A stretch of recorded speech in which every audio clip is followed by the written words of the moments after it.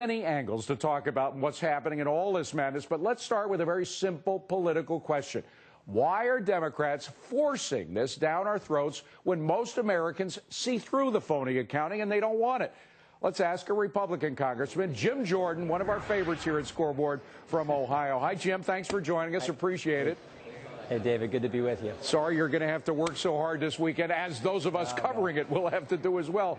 But what do you think the Democrats are thinking about? I mean, clearly there's some freshman Democrats who are having their arms twisted right now and who may not have a job to go back to come November because of their vote on this. They're getting their arms twisted. They're getting all kinds of promises made to them. Who knows what they're doing, what they're promising, what they're saying. But also come back to the basics. They believe in big government. They actually believe somehow, even though I thought your lead-in was great, even though we know that big government doesn't work. So, I mean, Steny Hoyer's saying that this is going to reduce the deficit. Outside of this town, there's not a person in America who believes that statement. Right. The American people get this. They understand. Think about what's also in this bill, not just its huge cost, but I thought there were two good things that came out today. One was a statement from Caterpillar, how much additional tax, or how much additional they're going to have to pay to ensure, if this thing goes in place, to about ensure their $100 million, employees, they claim. $100 million. And second was the report that Dave Camp and the Republicans on the Ways and Means Committee released. Think about this, David. 16,500 additional IRS employees to make sure that people actually have to do something now that the government's going to mandate you do. Buy this insurance. They can audit you. They can verify you got insurance, and they can fine you up to 2% of your income.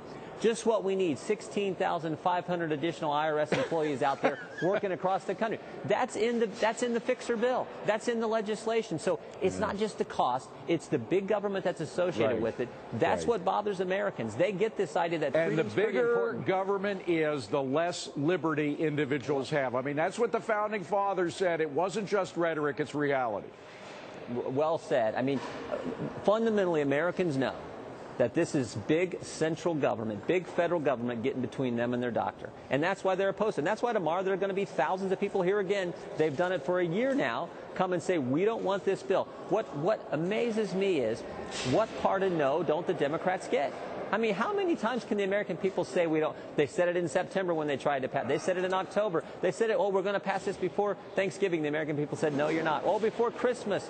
No, you're not. We're going to get it done before the State of the Union. No, you're not. And now they're trying to get it done before Easter. I mean, how many times do the American people have to say, we know what's in this bill, we don't like it, we want real reform, not this big government reform? The single most phony claim, the most phony accounting claim, is that this is going to save us money over time. You cannot spend $1 trillion and save money. I mean, there is an expense. There is a clear expense. By the way, we have a letter that was sent to Paul Ryan, one of your fellow Republicans, from the head of the CBO, the Independent Congressional Budget Office, Doug Elmendorf, in which he talks about the doctor fix. He says that's something that is not in the bill, and that if it was put in the bill, which clearly it will be spent as a result, we will not save any money, even according to their skewed standards. Right. David, I think there are three things. There's the doc fix that's not counted in their number. There's the idea that they're adding now to put money in the donut hole, fix the donut hole. That's going to cost more. And then there's just all the gimmicks and other things they put in this bill. People get that this CBO score, when it's given the parameters that they're given, they have to spit back the number, but they know there are problems with this bill. And then the third one is this idea that the Cadillac health plans, that somehow we're eventually going to get around to taxing those. These are the big union plans. Do you really think the Democrats are going to get around to doing that? So I think there are three big problems with the CBO score, and that's what Mr. Elmendorf conveyed to Paul when he sent him the letter. By the way, what are you hearing inside the halls about whether they have the votes or not? We have just heard a report that they did get over, I think it's 216 votes that they needed to pass this thing. Are you hearing anything about that? Well, I mean, look, they're always talking about how it's inevitable they're going to get there, and they put a positive spin on all this.